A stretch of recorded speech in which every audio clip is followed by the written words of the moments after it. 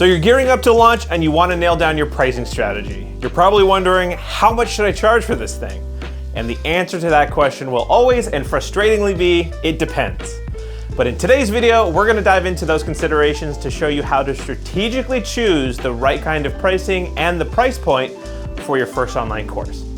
I'm Aaron Warren from Thinkific, the best tool to help you start and grow your digital education business. Before we get into it, make sure to hit subscribe to our channel. We constantly release awesome guides and tutorials just like this one, and I'd hate for you to miss out. Remember, this first course is your chance to test the waters, gain insights, and learn more about your students' experiences.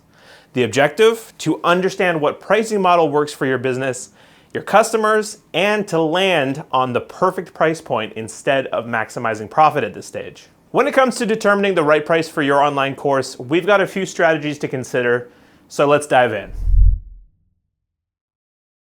First up, consider the value of the transformation you're offering through your course. Ask yourself, what is this course worth to my students? This is about the knowledge and the skills they're gaining and the difference it will make in their lives or careers. Is it a life-changing skill? Is it a new hobby? Or is it a key professional competency?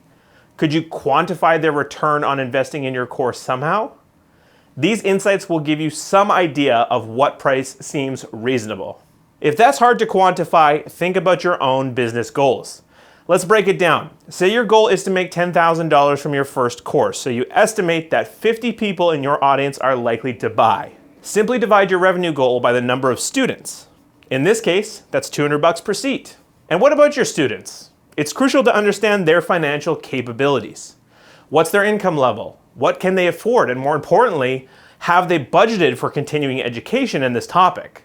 Determining the right price also means understanding your audience's ability to pay. One method of understanding your audience is conducting online surveys, which can give you a snapshot of their financial capacity and their willingness to invest in education. You can use platforms like Google Forms or Typeform to quickly create and distribute these surveys. Another method is interviewing a subset of your audience. This allows for deeper understanding of their needs, budgetary constraints, and how much they're willing to invest in courses. You can also look at the analytics from your website or social media platforms. Analyzing visitor or follower data can provide insights into their behavior, interests, and potentially their purchasing power. While it might not be as simple as a Google search, conducting audience research can provide invaluable insights.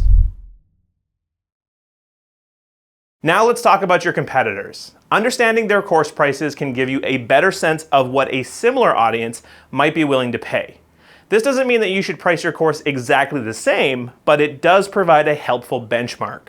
Your audience might do some shopping around, so keep an eye on the competition and see how you're stacking up.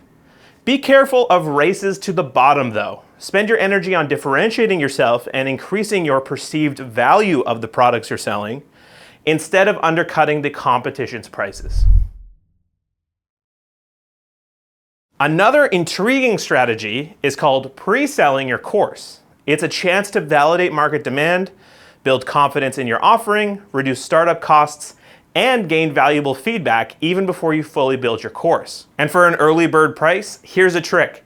Divide your planned regular price by 5.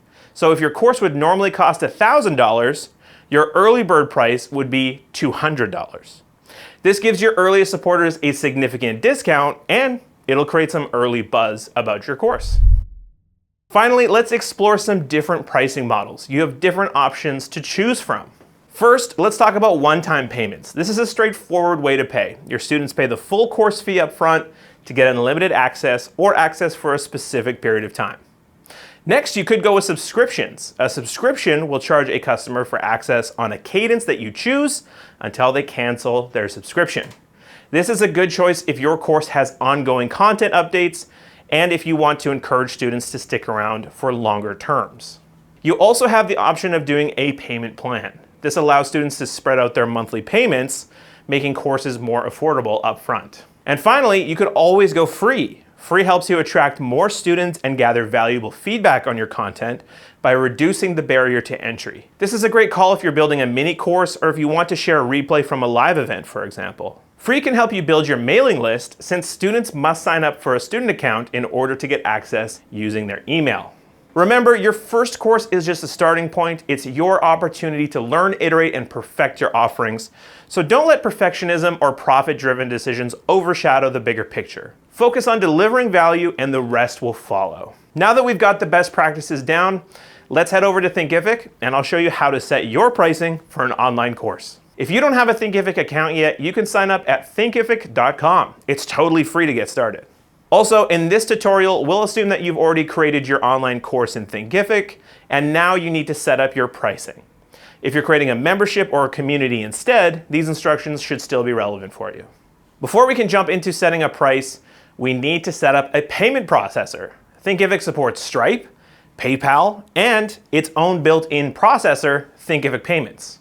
Note that while all payment processors support one-time payments, if you're considering a subscription or a payment plan model, those are only available through Thinkific Payments or Stripe.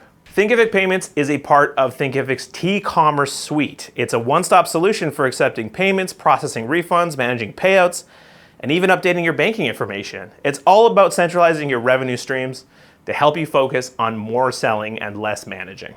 To set up your payment processor from the admin dashboard, go to Settings. Then go to Payments.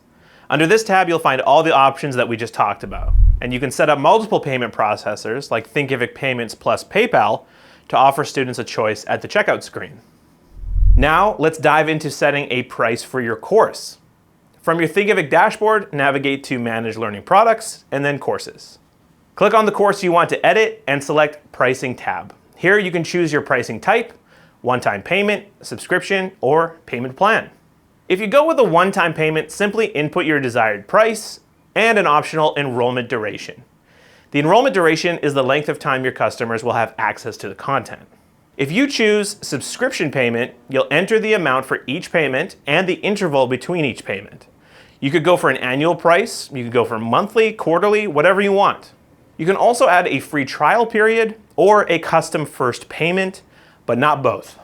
And if you opt for a payment plan, you'll need to specify the price per payment, total months this amount should be charged, and optionally an enrollment duration. You can also customize the button text that will appear on your sales page for this price point. When you're done, don't forget to save your changes. But wait, there's more! Thinkific also allows you to set additional prices for your products, giving your customers more flexible options. To set additional prices, just click Create Price under Set Additional Pricing. Again, you can choose from one-time, subscription, payment plan, and then input your pricing details. And there you have it. You're now ready to nail your pricing strategy for your first online course and set it all up in Thinkific. We're excited to see what you create. Remember to like this video, share it with a buddy who needs it, and subscribe for more tutorials and guides on building a successful online course business. And let us know in the comments, which pricing model are you going with?